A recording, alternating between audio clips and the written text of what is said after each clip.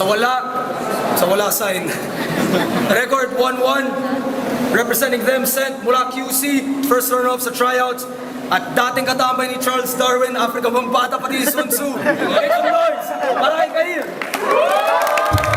Ipulat mo ang kanilang pagmamahal sa bayan, nangangahulugan ng mahal dapat lakad. Sa kalsada nakalagay ang no jail walking time. O di kaya sa bangket ang may nakasulat na bawal ang tao dito. Oo! Bawal ang tao dito!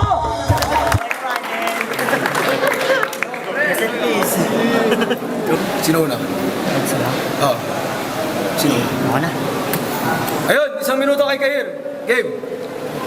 Yo. Respeto, wala sa akin bokabularyo. Hindi porke naka-wheelchair ka, matakot mo ako. Sige, pagbibigyan kita, lalaban ako ng pareho.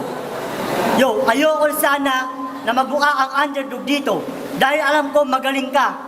Hindi kita ina-underestimate, talaga maliit ka lang, tang-ina ka. Yo, alam mo ba sa ginawa mong paglaban dito, pinapahirapan mo ang cameraman, yuyuko pa siya para lang makuha na mukha mo? Respeto, huwag yung tatawanan ng tao. Ay, sorry, di ka nga pala tao. Ikaw, nasa meron. Meron kang wheelchair, ako wala.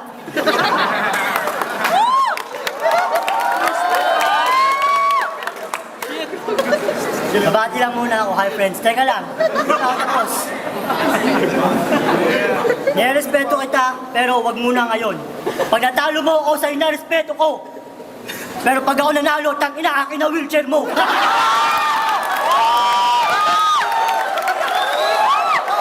Tang-ina, meron pa 10 segundo. Balita ako, naligaw to, napunta ng Antipolo. Sabi ko naman sa'yo, wag kang magsasama ng batang batak. Tang-ina yan, minor de edad, batang pusher, taga-tulak. Yo. Tabi lang. Katahimikan! Pabor sa akin yan! Kalabang ko pilay, ako bingi naman! At kita, parehas tayo may kapansanan! Yo! Pare, hindi ito tahanang walang hagdan, ito'y sabungan! Teritoryo ko to, lahat ng tao pumupusa sa akin sa lodges. Kasi kayo nasa meron, tangina mo, asawa mo ay wala pa ng asawa pero ikay nagbubuntis. So, medyo hindi mabenta. Kasi, halata ko yun, huwag kang bumulong. Medyo hindi mabenta kasi ayoko talaga nalalait ng merong kapansanan. Dahil ayoko ng human rights violation. Pero ngayon gagamitin ko na ang aking dahas sa tao dahil di ka naman tao, putang ina mo. Dumating ka na, tangina ka, di ka man lang nagbusina. Hindi ka ba sinabihan na doon ang parking lot sa labas at hindi dito sa loob ng arena? Ay, huwag ka naman salita, parang ka may epilepsy. Hindi kita papatulang sa iyong kapansanan dahil bilib din ako naman sa'yo kasi nakarating ka dito kahit di ka nag-taxi. Oo, alam ko sa Olonga pa walang taxi, naalala ko si Tomahawk. Labo nun! Sana makilala niyo yun. Pero sige, babanat pa ako na hindi pa tapos. Medyo nabubulol ako kasi ang ganda ng wheelchair neto. Inakas pa sa PGH. 1 minuto, Kahir. Inhale, exhale. Oh, putang ina mo! Mga balat mo, generic!